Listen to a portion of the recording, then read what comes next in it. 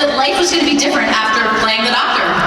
Oh, I think, no. I mean, the moment I knew I was going to do it, I knew that it would be different, because I grew up with the show, and certainly on a domestic UK level, it's one of those shows that it's so ubiquitous that it's something, once you're associated with it, you realise you're going to be associated with it forever, even if you make a mess of it, you know, even if it had been a disaster, even if I'd been the George Lazenby of Doctor Who. I love George Lazenby, don't get me wrong, but you know what I'm saying. It would still have been something, well, I mean, that's George Lazenby. We're talking about him right now.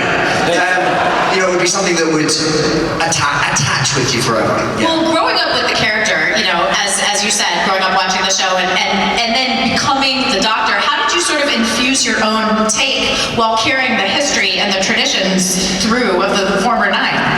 Well, you don't really think about that too much. You just sort of, I mean, ultimately it just comes down to what's written in the script, because Russell T Davies has written it and it was there on the page. So rather than coming at it and going, I will be the Doctor with a feather in my cap, or you know, something sort of self-consciously idiosyncratic, you just kind of try and find the truth of the character. Sounds rather actually pretentious, but that's all you can ever really do. And that's what it ultimately comes down to. You know, there are things you have to decide, like what you're going to wear, and that has a bit of, you're sort of aware of the kind of history of the show and the expectations, and at the same time you're trying to kind of not worry about that so that you can bring something to it that is of the moment, I suppose. No, absolutely, and current. I know, but also I hadn't watched the show forever.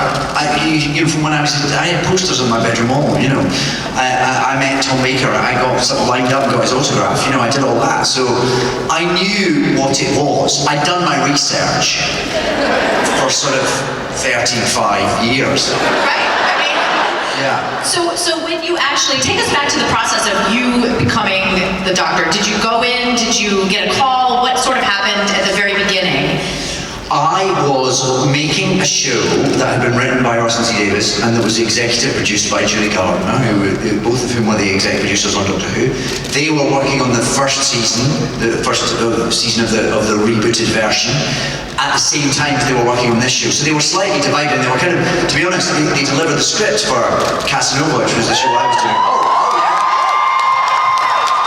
They sort of delivered the script for that, and then they sort of went to Wales. So they were kind of exec producing that slightly from afar, but obviously they'd come and visit, and I got to know them, and I knew they were making Doctor Who, and as I said, I loved it forever. So I was keen to have a part at some point.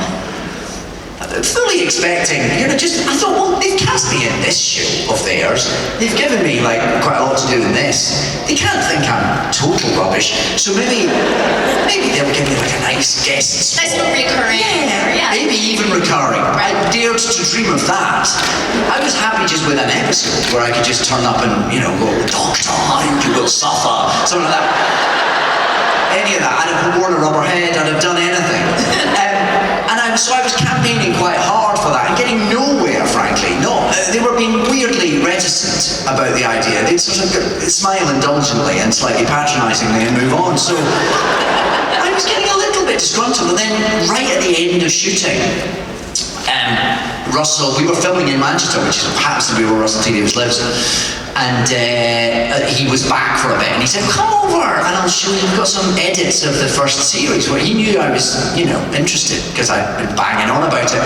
So he said, come over, we'll show you a couple of the early edits. And I thought, well, that's very exciting. And we were just finishing up in Manchester, it was like my second last night or something, so I went over to Russell's and he showed me a nearly finished edit of Rose, and a very early edit of Dalek. And I just thought, this is really exciting, this is so exciting, and I'm getting to see this before everyone else, and how, you know, what a treat. And I just thought that's all it was about. Right. And then at the end of that, he said, and Julie Gardner was there too, so it all felt a bit like, oh, hi Julie, you're really busy.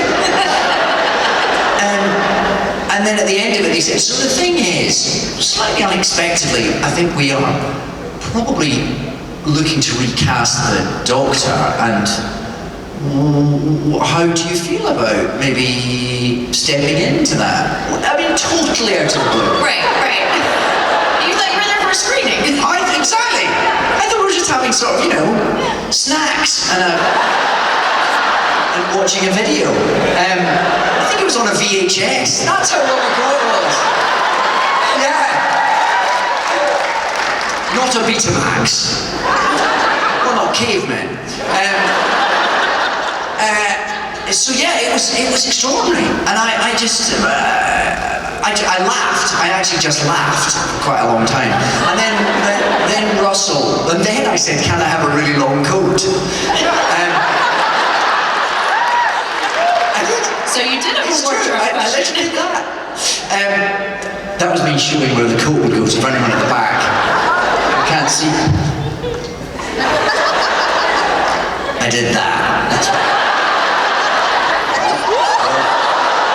Oh, danger! Come on, Chicago, get dangerous! I do all my own stunts. Clearly. And then I laughed, and then Russell very cleverly and very presciently said, just calm down.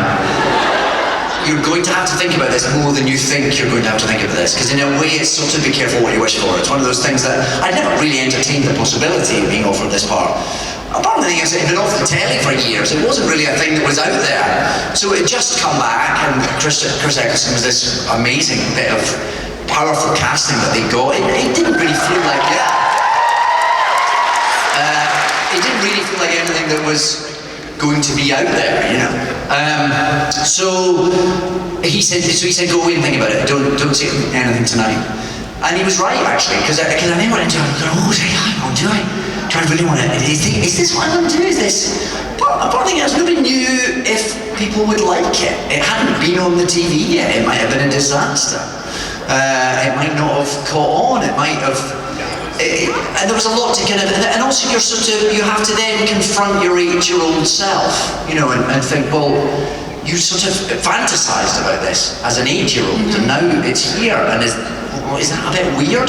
And Russell was saying this because that had been his experience, because he was a lifelong fan, and suddenly he was asked to reinvent the show, and he did it. He was very enthusiastic about it, but at the same time, he felt as the kind of responsibility dawns on you that you're going to be responsible for this thing that you love so much, that you're so invested in. It then takes on a slightly different flavour. Well, and not just you as an artist, but the whole country and a huge fan base internationally. Is so invested. And yeah. So you do have to you take that on board and then you could do all that. Do you know what? And for a couple of days I turned it down. I said, I'm not going to do this. This just feels like too big a deal. It just doesn't feel right. It doesn't feel right. How can I phone Chris Eccleston? How can you do this? It doesn't make sense. And then I thought, who are you kidding? I mean, because if I do that, I then have to watch somebody else doing it. Right. Knowing I could have had a shot and turned it down, that wasn't work either. So at the end, I just took a deep breath and got on with it. Well, you know what? We are all so glad you took that deep breath, right, guys? Absolutely incredible. And we'll talk more about, your experience as a doctor, but I want to kind of transition because you've done a million interviews over the years, but now you've kind of turned the tables and you've launched your own podcast. So first, subscribe on Apple, Spotify, or anywhere else that you get your podcasts. Tell us what inspired you to, flip the tables and become the interviewer. It's a very good question. I'm not entirely sure. It sort of happened by accident. I was making a show in America last summer. So I was kind of away from home a bit. I had time to kind of do things that you don't really have when you've got lots of kids. And I was listening to podcasts more and I love them. I've always loved podcasts. And I was listening to one in particular. Alec Baldwin does a fantastic podcast called Here's the Thing, where he basically just sits in little ripple for Alec Baldwin. Where he sits and just chats to people that he likes and admires. And I was very taken with this. And he's really good at it and he's very cool. And I thought, if only I could be that cool. It was aspirational really from my own part. And I thought there should be a British version of this. then I had a conversation with my agent, sort of just shooting the breeze, as you Americans say, about podcasts in general. And before I knew it, she'd set up a meeting, and I was in a room, and there was all these people going, "We can make this happen," and I'm going, "Oh, I was sort of joking." Oh, we were just having snacks. Yeah. I think I for a while. And then they said, "Who might your guest list be?" And I was like, I don't know. It'd be interesting to talk to Julie Whittaker, wouldn't it? That'd be fun. And then Olivia Colman, would she do it? I could get her to do it. And then suddenly, before I knew it, it was like, "Okay, well, we're recording next week." I'm going, "So what?" So it sort of happened to me. But then it was great, because then I did get to sit in a room with Olivia and Jodie and then all these other lovely people who agreed to come on board, and it was just, that was fun. Is there a certain amount of freedom to be, behind the mic and not necessarily the subject of the interview? Totally, yeah. Much more pleasing. And also, I think you can, because, as you say, I guess, because when you're in things you do, you get interviewed a lot, and it's quite interesting to kind of go, what would I do if it was the other way around? How would I change it? What would I do differently? What does my sort of position, what kind of ways in does that give me to, and I've no interest in sort of revealing sort of, things that people don't want to reveal, or, all the guests who come on, it's very much like, listen, if there's anything you don't want to talk about, we'll take it out afterwards. Well, it's all very, nobody's under threat, nobody feels, because often with interviews, not today, I hasten to add, this is very lovely, it's just us and a few of our closest personal friends, but often with interviews it can feel a little bit like you're kind of guarding, and I don't want to talk about that, and I've got a line I've got to take on that, and I'm not allowed to talk about episode 3 of this, and there's all sorts of things you mustn't say and things you don't want to say, and your own sort of personal red lines that you don't want to cross, all that. So it's just interesting to turn that around and see what that reveals. And I think you end up getting, it's not that you uncover revelations about people, but I think you get to see people, or hear people rather, in a way that, a slightly more relaxed and formal way, hopefully. Absolutely. I loved your interview with Jodie, and that came out I think a few weeks ago, and I'm wondering, did you have any advice for her when she was announced? No. I think we sort of talked about this, in fact, because, well, you wouldn't give it, well, no, that's not entirely true. I have no advice in terms of how to play the role, or how to choose your costume, or what the sonic screwdriver does. That's all nonsense. That's up to her. It's hers now. She must decide all those things, and she's far too experienced and adept and creative to need advice from me about that. That's her. It's her thing to take it and run with it. I think what you can talk about, and indeed what Matt Smith and I talked about, what Peter Capaldi and I talked about, because you're part of a very small sort of self-help group. Because it's quite a specific attention that this show gets. It's lovely, it's humbling, it's a privilege to be in the middle of it, but it does take a bit of getting used to. So that's what we all talked about, and that's what we continue to talk about, in fact, as it sort of unfurls, because it is now a show that has an international appeal, and that you find yourself recognised for it's just about wherever you go now. There's hardly a corner of the world where there's not somebody who goes, Doctor Who! So that takes a bit getting used to, because there's not many other acting jobs that are that ubiquitous, that are that sort of loved. It's nice because it's a lovely show to be known for, because people tend to feel very affectionately towards it. But it's just that you sort of lose a bit of your anonymity. Well, the show is a legend in itself. Yeah, I mean, it transcends, cultures and countries and everything. So it's amazing. Aside from your work on Doctor Who, I loved you on Jessica Jones. Thank you. So good. You should say that. On the podcast this very Tuesday is Kristen Ritter.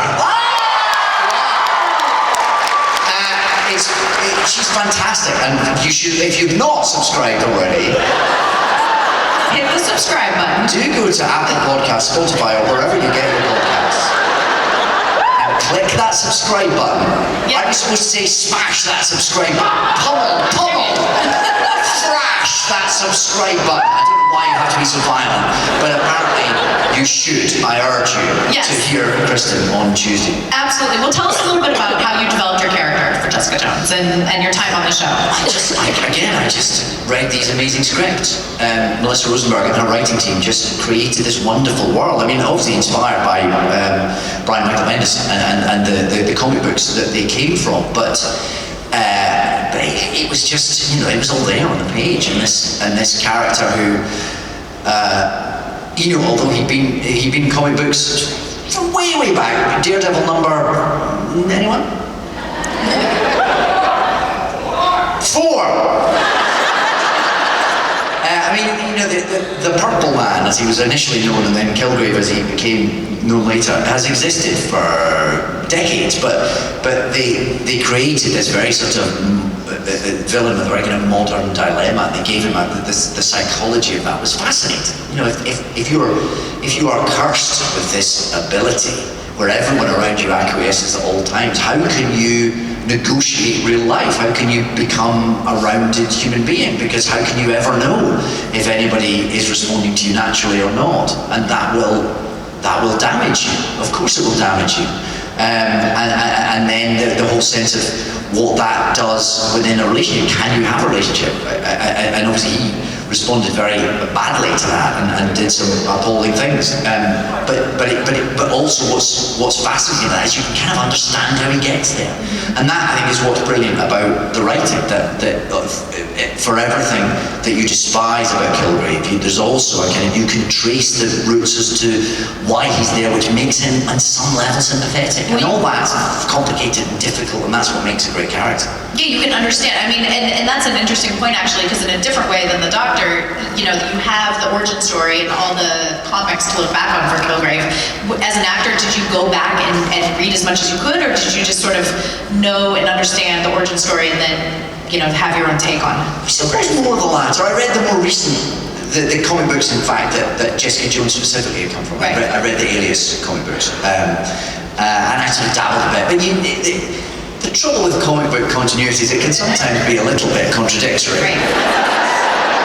It's not all, it doesn't, I think if you kind of go, sorry, Melissa and Kristen, sorry, 1 second.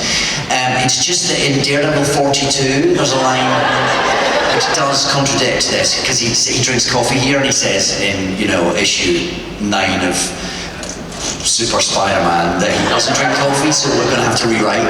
You can get over-focused on that, I think. Yeah, and it's finding that balance between being staying true to the You've always got to be true to telling the story in the most effective way, of course. Yeah, absolutely. Well, we're going to open it up to questions. Great. So if you guys would like, line up at the mics in the aisles.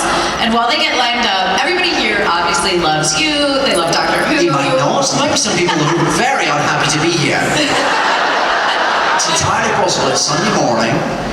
It is. Oh, there's the lights. Hello, everyone. Hi. Tell us, what do you geek out about? What do you love? What are you passionate about? What I love is this. I was looking at this backstage. What is it? Have you seen this? This is a coffee drink. It's Monster's coffee. Monster Energy Coffee. They're pretty good, I gotta say. What is that, though? What have you put in coffee to make it energy coffee? Well, coffee doesn't make you energetic enough? What have they done to it? There may be some taurine in there, I don't know. And it's flavored with vanilla. It sounds like the devil's work, doesn't it? But why is it here? Are they sponsoring the whole show, or should I not be saying anything bad about them? Sorry, what were we talking about? Should we taste it? Have you tried it? Yeah, it's pretty good. Try it. It's not bad, actually. Yeah! This might get me an advertising contract.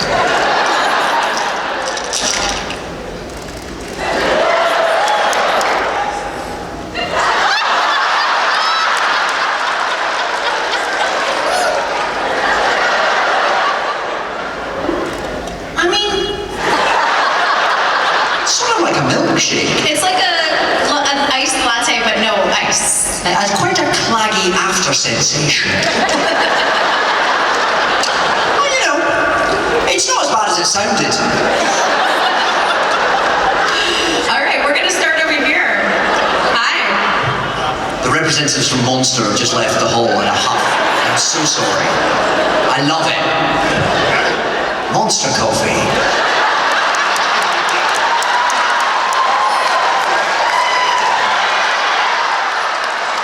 That'll make up for it, hopefully. Yeah, I think to see you in about 10 minutes. Okay. I'm buzzing off my brain now.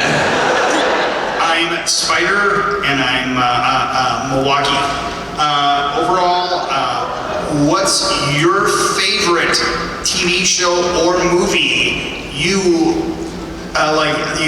been? Like Fright Night, or Doctor Who, or Torchwood, or... You mean that I've been in, or just generally? Just overall, your favorite, what's your biggest, wow, it's real fun for you. Maybe a scene from any of those things that you had a great time filming? Yeah. Any particular scene from any of your projects that was really... Oh, you mean so just that I've been in, or For you. Yeah, for you. For me, that I've been in. I don't understand the question. Harry Potter. Of all the things that you filmed. Of all the things that I filmed, it would be very discourteous of me to choose one, I feel. I don't feel that would be right. Because, why is that so disappointing? I'm being gallant and appropriate. Honestly, I don't think you can, and also I'm quite fickle, because you get sort of excited about whatever project you're involved with at the time, and it becomes the most important thing that you've ever been in that moment. It's, because that's sort of as it should, I guess. So I find it hard to be a bit more objective. Maybe when I'm very old and grey, and I can, older, greyer, I can, I'd be able to give you more of a sort of perspective on that. I find it quite hard to choose favourite. It's like choosing a child. It's like choosing a child, yes. And I only do that, and they're on a strict rotation. Thank you so much. Hi. Hello. I'm sorry. I've pulled some questions from your podcast that seem to be things you were connecting with. So if you don't mind picking a number between 1 and 8. Oh, I love the games. Yes. I will go for number 6, thank you. Okay. You keep using the word compartmentalizing, and I was wondering what, sort of... This is like therapy. Yeah. What sort of... I'm feeling nervous now. Do you see that? You see my body language is not I'm good. sorry. I might need some more coffee. Okay. I've got energy coffee in me, let's go. So I was just sort of wondering, both how you're defining it and what you mean when you're asking people if they're good at compartmentalizing and if you think you are. Well, the great thing about being the host, as I'm sure you'll agree, is you don't have to know what you mean. And part of what's interesting in asking questions of people is how they interpret it. And what's interesting maybe is sometimes the way they react to something that you meant in one way and that they take in another direction. That in itself can be quite interesting. Obviously, this is my way of obfuscating not answering your question. You're compartmentalizing. As one might do. Compartmentalizing, I suppose it's just, what I mean by compartmentalizing is just having areas of your life that you treat differently, I suppose. That, the obvious one might be a family life and a professional life, and keeping them separate and defining what your rules of engagement are, I suppose. So I guess that's what I mean, but it's not necessarily what my guests take it to mean, and that's up to them. Thank you. That was a great question. Great research on that, too. Hi. Hello again. Hi. My name's Megan. I'm from Chicago. And, hey guys. I actually Popular asked... choice. Yes. I actually asked Matt Smith this question at Ace Comic Con, so I wanted to ask you if you could choose any companion, alive or dead, any famous person, who would you pick and why? Any companion out of history. Oh, I see what you mean. So not from the Doctor Who? Not from the show, just I believe Matt Smith picked Prince Philip, Andy Warhol, and Prince. Oh, you got 3? Well, all 3 of us picked. So yeah. Prince Philip, Andy Warhol, and Prince? Yes. They would not get on. difficult dynamic. Yeah. And he was going to call it the time warp.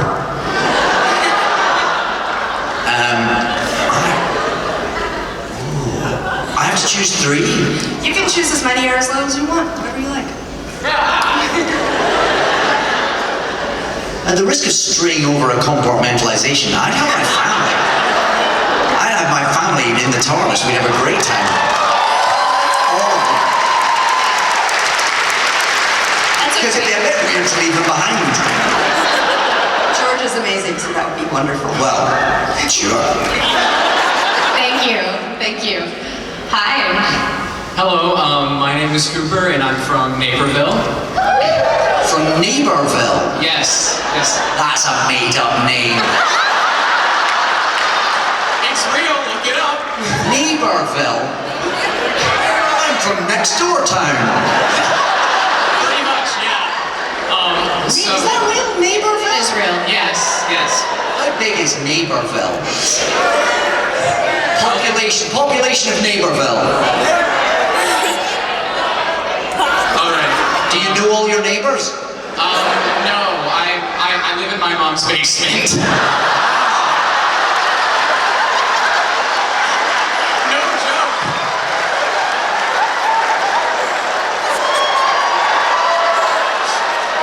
Are you a serial killer?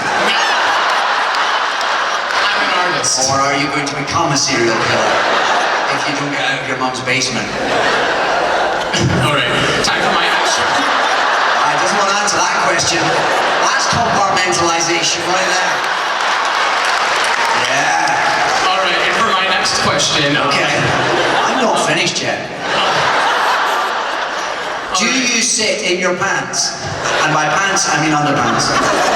In your mom's basement on the internet going, this show is finished for me, send. No.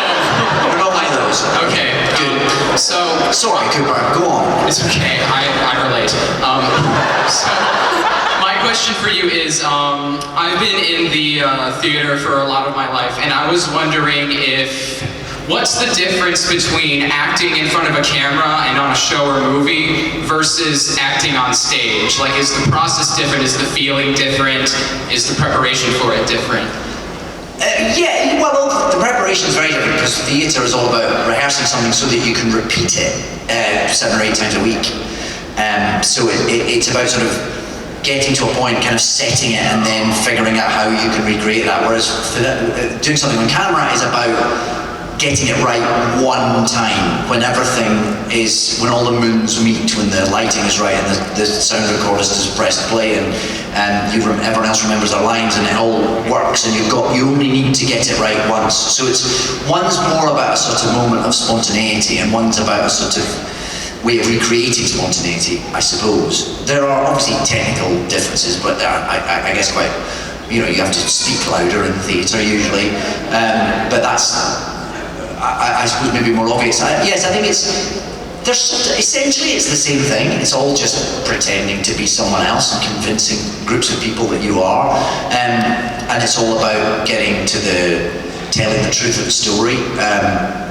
But yeah, there are the rhythms of working in theatre and film are very different, because theatre's all about 2 or 3 hours in an evening where you're sort of at full throttle. Whereas filming is all about little moments of energy and kind of commitment, followed by long periods of sort of waiting and hanging about and preparing. And so rhythmically they're very different. Filming days are very long days in the theatre, when the show are very short and contained. So yeah, there's lots of differences. Ultimately, though, the same job. Awesome. Thank you very much. Yeah, and good luck to you. Hi. Hi, I'm Hope. I'm from Minnesota. Hi. And, my question for you is, while you were working on Doctor Who, with Billy, John, Freema, all of them, did you guys ever pull any pranks on each other backstage? I don't know. I feel like if I had any good stories like this, I'd have told them by now. I always feel like I disappoint. We laughed almost continuously when we made Doctor Who. Obviously not, we're very professional. But there was it was a very very, very, very happy time, which means that all day it was sort of quite larky. And when I see any of those guys now, like John and I had a lovely dinner last night, and you just kind of slip into it like the years haven't sort of passed. Although lots of years have passed. Man, it was a long time ago now, like a decade. I meet grown-up people now. Grown-up people with jobs and responsibilities who come up to me, you know, they're, I don't know, opening a bank account for me or sort of fixing a car or something. The thing, you know, things that I can't do, you know, replacing a lung. And they go, oh man, you were a big part of my childhood. The childhood?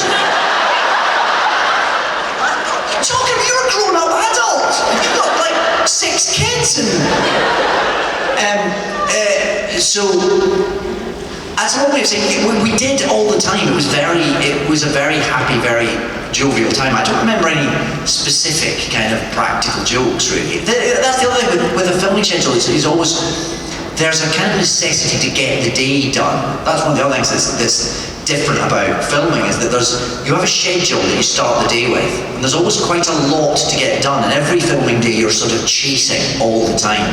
There's a kind of, and it's usually falls to the first assistant director whose job it is to kind of stomp around the set going, come on, come on, come on, we're losing the light, we've got an hour left, whatever.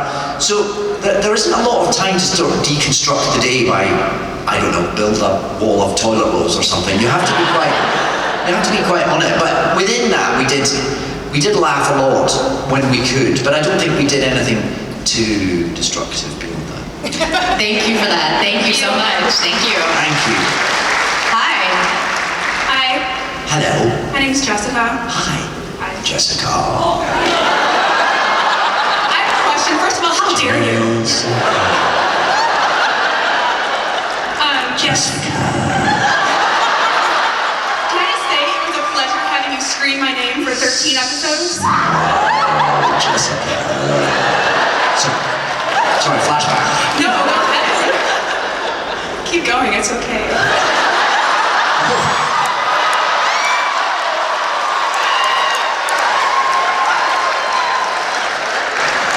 So one of my favorite Doctor Who episodes is Midnight. Yes.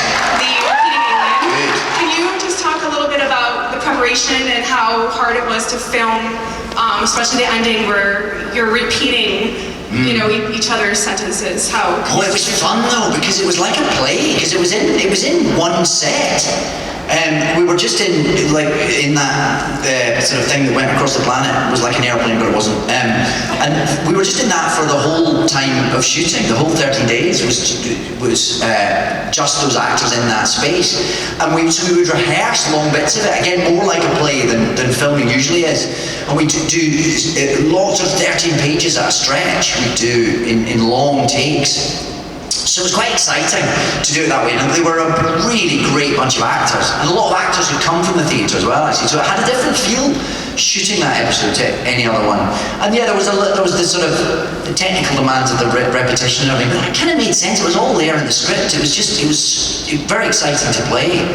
And especially playing opposite Leslie, who's so great, and just sort of that moment where we're kind of repeating and I start leading it, and then slowly it turns, and then suddenly she's leading it. It was sort of genuinely quite terrifying to play. So I really enjoyed it. Alice Troughton directed it brilliantly, and we had a really good time. It was probably the most different than any other episode that we shot, just because of the practicalities of it. Thank you. Thank you. Great question. Thank you so much. Hi. Hello. Hi. My name's Nicole. Hi, Nicole. I just moved to Chicago from Greece.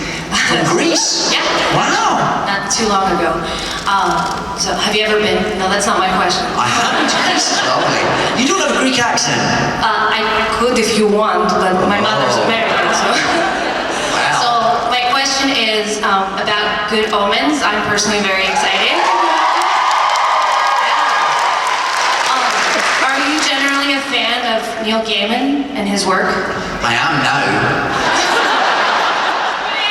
And for anyone who doesn't know, that comes out in May, right? Good Omens, Yeah. which is the Amazon Prime and BBC co-production adaptation of the novel by Neil Gaiman and Terry Pratchett.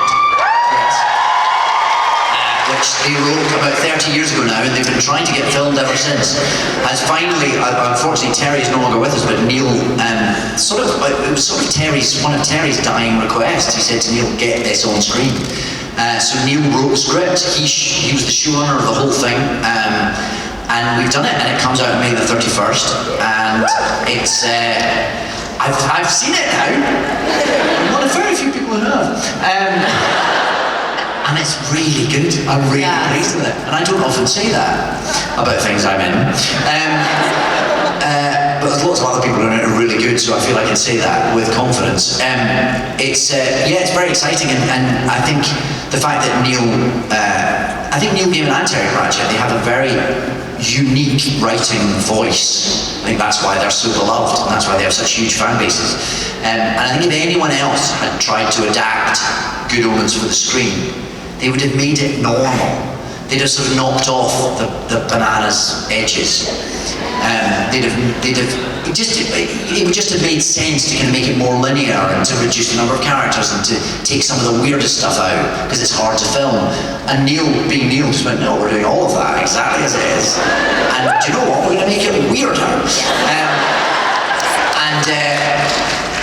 And therefore, I think what is on the screen is so unlike anything else you will see on TV. It's just got a brilliant, kind of clear tone and voice, and it's very exciting. I can't wait for everyone to see it. May 31st. May 31st. Yes. That's awesome. Thank you for bringing that up. I'm looking forward to that. Yeah, hi. Hi David, my name's Megan. I'm from Decatur, Illinois. Hi. Since you were part of the 50th anniversary for Doctor Who, would you want to come back for future anniversary episodes, and what would you personally like to see done, since we've kind of already covered the Time War and all that? Very good question. Far above my pay grade to say things like that. I mean, I'd love to still be able to. I mean, when's the 60th? 5 years away? I'll be very old. You're good. No, I will be very old. No, you're good. You're good. Man, you could have been quicker, guys. I'll still be young enough. I don't know. Listen, it's not for me to decide, is it? It's for whoever's in charge. I don't know. Chris Chibnall may still be there. Let's hope. Him and Jodie are still doing wonderful things, and maybe they'll ask. I don't know. I suppose there's a tradition, isn't there, of 10-year anniversaries for Doctor Who to bring some of the old ones back, if we can still walk and fit in the suits. I mean, I hugely enjoyed going to play with Matt and John Hurt. It was a very joyous few weeks down in Cardiff. Were there to be a situation like that, an opportunity like that in the future, it may be churlish to turn it down, but I don't know. It's not up to me. I wouldn't like to say, yes, I'm definitely coming back, only to be told, no, we're not interested in that. Who knows? I don't think they can have an anniversary without you, because I think you'll be back. Well, we need to record that. And you'll definitely be young enough, for sure. Thank you. Thank you. Yeah, thank you. Hi. Hi. Hello. Hello. My name is Maggie. I'm from Chicago. Hi, Maggie. Hello. Yeah. I really loved your work as Hamlet with the RSC and all of your work on Shakespearean plays. And I was wondering, of the Shakespearean roles you have not yet played in any of his plays, which character would you be most interested in playing? Oh, lots of them, really. Lots of them. Iago is always one that is quite appealing. Because he's sort of psychopathic, but very plausible and very reasonable and utterly charming, and that's a lovely combination of things to play. Not to be. But then, some of the comedies are great. I'd love to do sort of anything in Midsummer Night's Dream. I don't, it's a great, joyous play. What else? Measure for Measure, I think, is brilliantly complicated and that's exciting as a prospect. But, but I'm open to all offers. Thank you. Thank you. Thank you. Yeah, thank you. Hi. Hello. Hi. I'm Tony from Chicago. Tony. Yes. I have a podcast as well, the Dr. Who Target Book Club podcast. Oh, great. And I assume in your youth, Spotify, iTunes. And wherever you get your podcast. Exactly. Yes. I assume- Smash that subscribe button. Exactly. I assume you read those in your youth, and I was wondering, our listeners were wondering what your favorite Target novelization was. Oh, very good question. I did read them, yes, I did read them as a child. What was my favourite one? Ooh, I don't know. I mean, I used to churn through them quite quickly, so it's quite hard to remember specifics. I remember getting a first edition of The Five Doctors in McDougall's bookshop in Paisley before the show had even been on TV. It came out, like, I think by mistake, a few days early. Unless I'm misremembering this, is that a fact? I read it the Saturday before myself. So. Right, there you go. So I think that became my favourite just because it was so exciting. Other favourites? Oh, I don't know. I mean, they were all great because it was before even Betamax. So there was no other way of experiencing these stories that felt like they, you know, descended into way back into history. You know, TV was in black and white when these stories were on. It seemed impossible, seemed impossibly far away. Yeah, they were very exciting and very readable and very. They were, I think, a great. Because they were written very clearly and without patronising a younger audience. They were written, you know, I discovered vocabulary from reading those books, and I loved them, and I loved that show. So ways of experiencing the stories I'd never seen was always very exciting. Thank you. And good luck with your podcast. Yes, good luck. Everybody subscribe. Hi. My name is Jake. I'm from Chicago. Hi. Hi. So, first of all, I want to say my parents love you in Broadchurch. Thank you. Your parents do. Okay. Do you live in their basement? You do? I do not. Oh, you do. We still love you. So, we were talking about Doctor Who villains earlier, and I'm wondering, are there any villains, characters, or locations from the series past that you would have liked to explore during your time on it?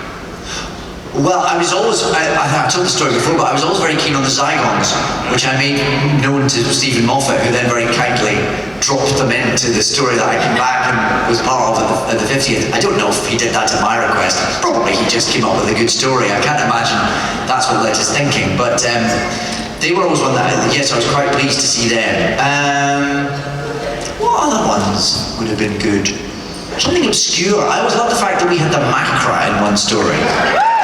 Just sort of for the hell of it. Just because, well, it's a big crab, might as well be a Macra. And the idea that they were ever going to return after however many years it was, I don't know, 30 years or something, these obscure Doctor Who monsters should show up on Saturday night prime time. I love that. Yes, it was almost an Easter egg, really, wasn't it? The inclusion of them, and I think that was a nice touch. I think the rule always had to be that the story had to lead the whatever turned up in the story, rather than the other way around. Rather than going, yes, we will bring back the Wirren, irrespective of why, we will do it. I think you've got to find a story that throws up the Wirren as the only possible way of telling that story. And so that was always. I would always be very happy that was the sort of the principle that was followed, I think. But yeah, I mean, you know, the sort of the fanboy in me was always delighted when there was a little nod to the past. Absolutely, thank you. Yeah, I think that it works that way when you have those Easter eggs that you can incorporate in a way that chronologically makes sense and also story-wise. Yeah, why not? If it doesn't get in the way of anything, but it's just a nice little nod to the fandom. Exactly, yeah. Hi. How you do, sir? I'm Pearson from Hoffman Estates, and I have a very unusual question, but probably hear plenty of them. Okay. Now I'm nervous. Okay, if you were to play poker with 3 of your favorite rolls, how would the game end up? I hope somebody else is recording this because I can't. Do I choose who they are? Yes, sir, you do. 3 characters you played around a poker table. Who's gonna win? Or how would the game end up? Who's I mean, all I can think of is characters I would not want to play poker with.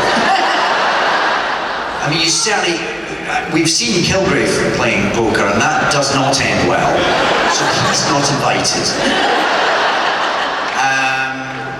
Scrooge McDuck would be a very bad loser. So he's not invited. The Doctor would be too clever, so he's not invited. I don't know.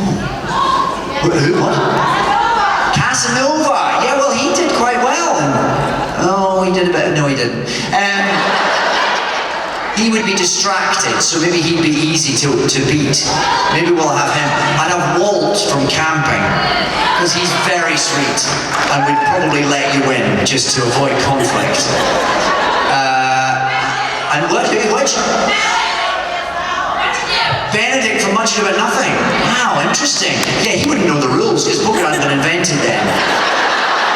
So yeah, let's go for him, and then I might stand a chance. Good. Thank you. Thank you. Yeah, thank you. Hi. Hi, I'm David. Hi, David. Strong name. Yes. I'm from Westmont. That's a suburb of Chicago. Okay. And I better name than Naperville. That suburb is actually Naperville. Oh, Naper. Yes. Ah, that makes more sense. That sounds less made up. Yes. It is very real. I've been there. Right, Naperville. I'll give you Naperville, yeah. Naperville, I'm not giving you that. That's like something from Daniel Tiger's Neighborhood. Okay. Very popular in our house, by the way. I very much enjoyed the episode Class Reunion, and I was wondering what it was like to work with Elizabeth Sladen and to touch on that John Pertwee and Tom Baker era. Oh, it was bananas. Because the first block of filming I did was 3 episodes at once. The Christmas Invasion and School Reunion and New Earth. So School Reunion was sort of the second story I ever shot. So I was still getting used to the idea that this character I'd grown up with was now my responsibility.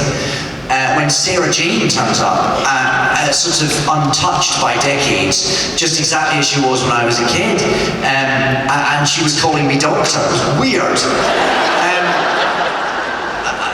But delightful, because, you know, it was a sort of nostalgia trip, as a way of kind of getting my head around the slightly surreal fact that I was playing this part. There she was, kind of writ large, because Sarah and the Doctor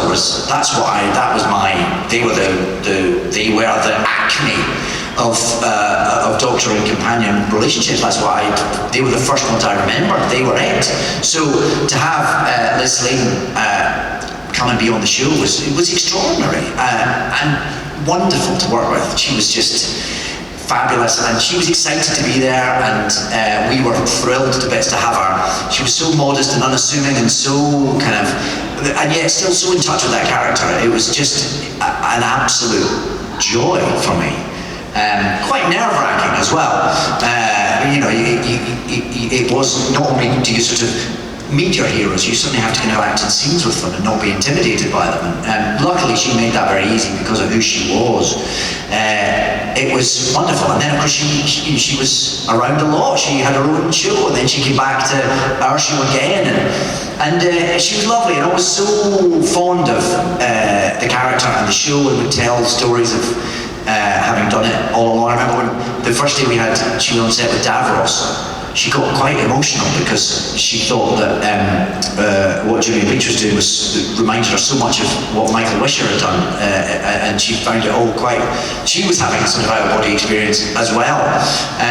So it was wonderful to be part of that. Stories with her, of course. My 8-year-old self couldn't quite take it in, and still can't, and certainly can't conceive that she's no longer with us, because she was just so sort of alive and present and young. It's impossible to conceive. She went so quickly and so unexpectedly, and it was such a shock. Thank you. Thank you. Hi. Hi, my name's Jacob. I'm from Peoria. Hi. And the last time I asked this question to Matt Smith, he proceeded to call me a swine. So, if you if you could pick any doctor to do a crossover episode, living, dead, past, after you, who would it be and why? What do you mean a crossover? How do you mean? For me to be in one with them? Yes. Right. Ooh. Yeah, that's well, right. I suppose you're not counting ones I have done, right? Yeah, not counting John Hurter's Matt Smith. Yeah. Or Peter Davison, of course. A very memorable time crash. Well, do you know, I suppose if I'm allowed to indulge the question, it would be, I'd like to meet the ones who are no longer with us, to see what they were like. William Hartnell, even today, seems a bit of an enigma. I'd be fascinating to play opposite him, and Patrick Troughton, who I'm such a fan of and everything that he did, not only Doctor Who. That would be amazing. And so maybe I'd have the first three and me. That'd be amazing. Thank you. Thank you. Hi. Hi, I'm Allie. I'm from Tinley Park, and I wanted to know what if you had a favorite episode of Doctor Who you were in, or even a favorite line. Favorite line or episode? Do you have a favorite episode? Yeah, Partners in Crime. Partners in Crime. Nice one. I don't have a favourite episode, just because, again, like I was saying earlier, the favourites is a hard thing to choose, and it does feel slightly disloyal to all the other ones. And the thing about Doctor Who is each episode is so different. It's not like other shows where it's all set around a cafe, or it's all set around the hospital, or you return to the same thing. And episodes are, each story is distinct, but they're all kind of, there's a certain homogeneity to them. Doctor Who is, every time we turned up with a new script, there's a whole new set of people, a whole new bunch of sets, a whole new, all the sort of given circumstances were different each time, that each one felt like a very unique experience, and it always feels wrong to choose between them. So I try not to. Favourite lines, I do, but I can never actually remember them specifically, so whenever I see old episodes, if I ever catch little bits, I kind of, lines will come back to me, and I'll get very excited about them, but I have my brain disposes of lines very quickly. Well, plus so much good dialogue. The dialogue is so quick and sharp. Exactly. Yeah. I mean, so Russell T Davies talks like a kind of, the bon mots tumble forth from him, even in life. So when he's spending time crafting a script, it's just rammed full of delicious lines, which is one of the joys of playing the part, of course. Absolutely. Thank you so much. Thank you. Hi. Hi, Lauren from Chicago. Hi. I saw you in Don Juan in London. Oh, thank you for coming all our way. Yeah. Okay, so knowing you don't give advice to other doctors, what advice would you have given to a young David Tennant about playing the Doctor now after you've played him? Ooh. Nice workaround. Thanks. Well, that would probably cause some sort of temporal flux, so it would be very dangerous to indulge in that kind of behaviour. The Blinovitch limitation effect, I don't know if you're familiar with it. But it's timey-wimey. Yeah. Oh, yeah. All that, yeah. I don't know. He wouldn't have believed me if I talked to my younger self about any of it. He wouldn't have been able to conceive that Tom Baker was ever going to leave. So the idea that there was some sort of future where I would take over seemed remote. I don't know what I'd say. I would just say enjoy yourself, because it's a crazy heady time, and it'll be over before you know it. Make the most of every moment while you're there. But I sort of feel like I did do that. So, I look back on it very fondly, and very much like something that was very all-consuming while I was there, but I was very happy to be consumed by. So I don't know that I'd give much advice, because I don't feel like I had a pretty happy time. Thank you. Yes, thank you so much. Hi. My name's Tess, and I'm from Palatine, Illinois. Yo-ho! Peloton, like the bikes.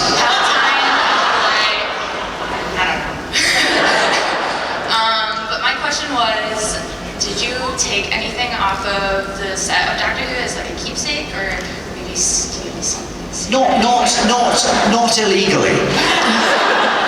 Only stuff that I was given. And then, so I got given a Sonic, like in a nice box with like the stethoscope and and I think I've got just about one version of all the costumes that we used. Because they didn't have no use for them after I was gone. Matt didn't want them. So I have some things that I was granted. I don't think I stole anything. And if I did, I probably wouldn't admit it right now. Thank you very much. Thank you. Hi. I'm Tab. I live in Madison, and you talked a bit about how you grew up with the first Doctor Who series. Other than obvious things like special effects, what do you see as the main differences between the first Doctor Who series and the newer one? And is there anything you'd like to see incorporated from the first one into the new one that hasn't been yet? I think the thing is, it was never one series. It was a very different series in 1963 than it was in 1983, for instance, or even 63 and 66. Doctor Who has always evolved and has always been written by people who are making television at the time that they're making television. It's quite a live series. It has evolved as it has gone through the years, because it's a product of television. It's not because it didn't come from any source material. It's one of the very few things that is purely. Hello. Hi. You get on the decks. Oh. Does that mean we're finishing? We're winding up, guys. Look. What are you going to play? What have you got? You got any proclaimers? Sorry, so to answer your question, I think it was a show that's always been a product of the times it's been made in, and I think obviously there was a bit of a gap between what now gets referred to as the classic series and the new series, and I suppose the way people received television and wrote television and produced television, and that gap changed. So I think the companion was given a more central role, which I think was right and proper. I think there was less gender stereotyping, and even more so now that we have Jodie, which is right and proper. And I think, so I think I wouldn't want to. You almost can't compare them because they're part of the same continuum, and at the same time they're their own. It's its own sort of creature every time a new episode is formed. So I think it should continue to grow and live, whenever it's being made, and that's why we still have a Doctor Who being made now. All these years, 55 years on have we now? Mm-hmm. That's pretty extraordinary, really, and I think that's because it is made in the moment that it's made in, and it's not trying to be too beholden to anything that it once was, and I think that's how it should be. That's an excellent summarization of the 55 years. Thank you for your question. Thank you. We're out of time. I know, I'm so sorry. Have you guys had a great time though? Please, welcome a big round of applause for David. Thank you very much.